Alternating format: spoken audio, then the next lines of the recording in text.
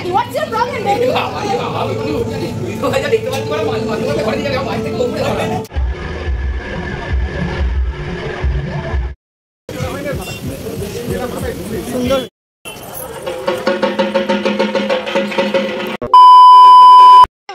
আমি জানি তোমরা ভাবছো যে দুর্গাপূজা ব্লগ লক্ষ্মী পুজো চলে যাওয়ার পরে কেন পোস্ট করছি, কারণ আমার যে ল্যাথ লাগে এডিট করতে, ভাল লাগে না যেন। যাই হোক, তারপরে ভাবলাম যে না, তোমাদের সাথে তো শেয়ার করতেই হবে, সেই কারণে সকাল থেকে আর কোনো ব্লগ মানে ক্লিপ নেওয়াই হয়নি। সন্ধেবেলা একেবারে ময়ূক বলল যে চলো একটু ঘুরে আসি, কারণ ওর বন্ধুরা যে যায়নি সেই কারণে। বন্ধুরা গেলে তখন কিন্তু আমার সাথে আর যেত না। আর কেমন লাগছে অবশ্যই আমাকে কমেন্ট বক্সে জানিও কিন্তু। By the way, welcome back to my channel stay with me too. কেমন আছে সবাই? আশা করছি সবাই ভালো আছে। আমি তো বিন্দাস আছি, না হলে কি তোমাদের সামনে চলে আসি বলো? চলো শুরু করা যাক। লাইফে তো ড্রামা হ্যাঁ, কাম উইথ মি। অলরেডি শুরু করা হয়েই গেছে। এই যে কেট মারছি, কেট মারতে কেউ ছাড়ে না। আর দেখো এখনও রেডি হয়নি, আমি অনেকক্ষণ রেডি হয়ে গেছি। ঠিক আছে, ওনা রেডি হলে আমার কোনো চাপ নেই, আমি কয়েকটা রিলস বানিয়ে নেব। সুন্দরভাবে তো সেজে নিয়েইছি। আর এই যে সব কিছু ছড়িয়ে ছিটিয়ে পড়ে আছে, এসে যখন মেকআপ রিমুভ করব তখনই ওইগুলো গোছাবো, তার আগে হবে না, কারণ এখন ভাল লাগছে না, এখন গোছাতে গেলে অনেক টাইম লেগে যাবে আর ময়ূক বকাবকি করবে, সেই কারণে। তোমরা দেখলে তো যে আমার ড্রেসটা কতটা সিম্পল। ড্রেস যতই সিম্পল হোক না কেন, তুমি কিভাবে ক্যারি করছো সেটার ওপরে কিন্তু ড্রেসের সৌন্দর্য নির্ভর করছে। যাই হোক, কেমন লাগছিল আবারও বলছি, অবশ্যই কমেন্ট বক্সে জানিও। আমরা বেরিয়ে পড়েছি, খুব মজা লাগছে, কারণ 4 বছরে এই প্রথমবার ও আমায় ঠাকুর দেখতে নিয়ে যাচ্ছে। কোনো দিন নিয়ে যায়নি, দুজনে একা একা কখনোই যায়নি, বা যতবারই বেরিয়েছি কোনো কারণে ঝামেলা হয়েছে বা কিছু একটা হয়েছে আর যাওয়া হয়নি, বাড়ি ফিরিয়ে নিয়ে চলে এসছে। বাই দ্য ওয়ে, আমরা অলরেডি ফার্স্ট মণ্ডপে ইন করে গেছি, ঠাকুরটা দেখে নাও তোমরা।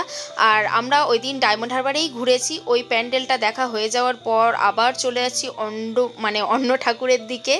চলো চলো তাড়াতাড়ি। আমি এত ফটো ভিডিও করি, ময়ূক মাঝে মধ্যে রাগ করে, আমি ওর ফটো তুলে দিই, ও আমার ভিডিও করে দেয়, এটাই সিম্পল।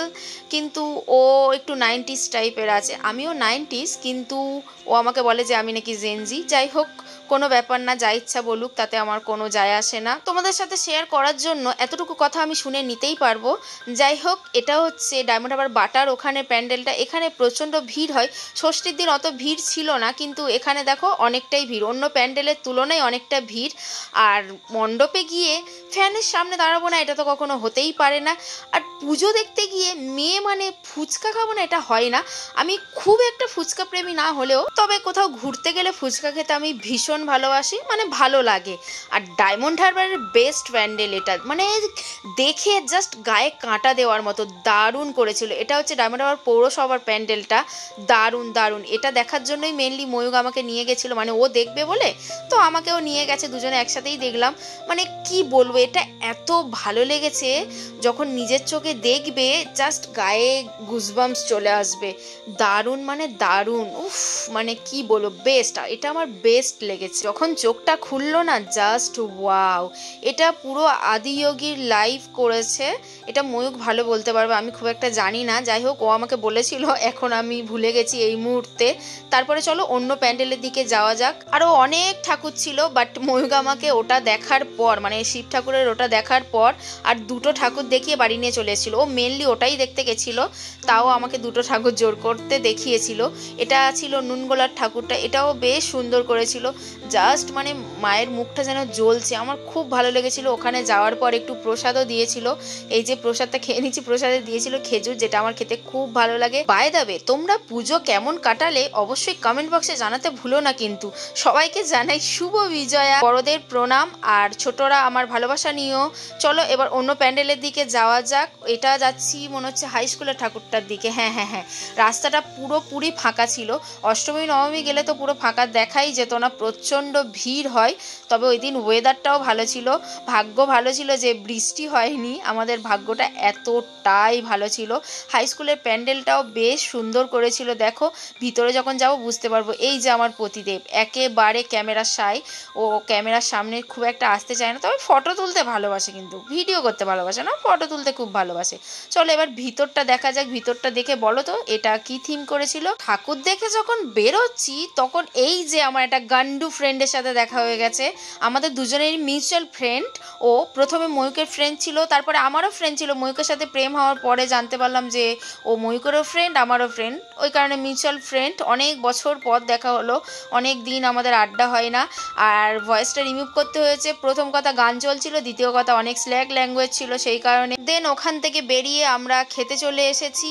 যতই বড় বড় রেস্টুরেন্ট থাক না কেন, বাটার এখানে এই যে আনোখা বলে একটা দোকান আছে, মানে বিরিয়ানি শপ, জাস্ট বিরিয়ানি ছাড়া আর কিছুই পাওয়া যায় না। ওখানকার বিরিয়ানি বেস্ট, ডায়মন্ড হারবারের মধ্যে বেস্ট। যেমন লাইট করে তেমন ওয়েল কুকড, দারুণ করে। আর এতটা গরম ছিল যে খেতে আমার সত্যি অসুবিধা হচ্ছিল। লেগ পিস তো পাইনি, দুর্ভাগ্য এটা আমার। আলুটাও একেবারে সফট, গরমের জন্য আমি ভাঙতে পারিনি। বাট ওখানকার বিরিয়ানি অসাধারণ। ময়ূক তো ওখানে ছাড়া কোথাও খেতেও চায় না। ফুচকা খাওয়ার পর পেটটা এতটাই ভরা ভরা লাগছিল যে পুরো বিরিয়ানিটা আমি খেতে পারিনি। আমি কখনোই এক প্লেট বিরিয়ানি খেতে পারি না, কিন্তু ওই দিন একেবারেই খেতে পারিনি। কিন্তু ডিমটা খেয়ে নিয়েছিলাম। ডিমের সাথে বিরিয়ানির কম্বিনেশনটা আমার বেশ ভালো লাগে। মাংস না থাকলেও চলবে, কিন্তু ডিম আলু থাকলে আমার বেস্ট লাগে। আর ময়ূক তো এইদিকে খেতে ব্যস্ত, ওই জন্য আমি অল্প একটু খেয়েছিলাম বলে আমি বিরিয়ানিটা পার্সেল করে নিয়ে মাদেরকে দিয়ে দিয়েছিলাম, যেহেতু এটা করা জিনিস বোন খেতে পারবে, বড়রা তো খেতে পারবে না, সেই কারণে। আর আইসক্রিম খাবো না এটা তো হতেই পারে না, কারণ আমি আইসক্রিম লাভার, আইসক্রিম খেতেই হবে। ময়ূক আমাকে তো অনেক সময় বকাবকি করে যে এত আইসক্রিম খেও না, ঠান্ডা লেগে যাবে, কিন্তু তাও আমার খাওয়া চাই। এই যে বাড়ি ফিরে মেকআপ রিমুভ করার পালা, এটা সব থেকে বিরক্তিকর জিনিস। যেমন বিরক্তিকর তেমন কিন্তু ইম্পর্টেন্ট। মেকআপ ঠিকঠাক রিমুভ না করলে তোমার স্কিন কখনোই ভালো থাকবে না, ওই কারণে ঠিকঠাক মেকআপ রিমুভ করাটা মাস্ট। তারপর তো ঘুমিয়ে গেছিলাম, আর কি ক্লিপ নেবো, তাই না? চলো ব্লগটা এখানেই এন্ড করলাম, দেখা হচ্ছে নেক্সট ব্লগে। ততক্ষণের জন্য ভালো থাকো, সুস্থ থাকো, আর হ্যাঁ সাবস্ক্রাইব করতে ভুলো না কিন্তু। Tata bye, love you all guys, and good night.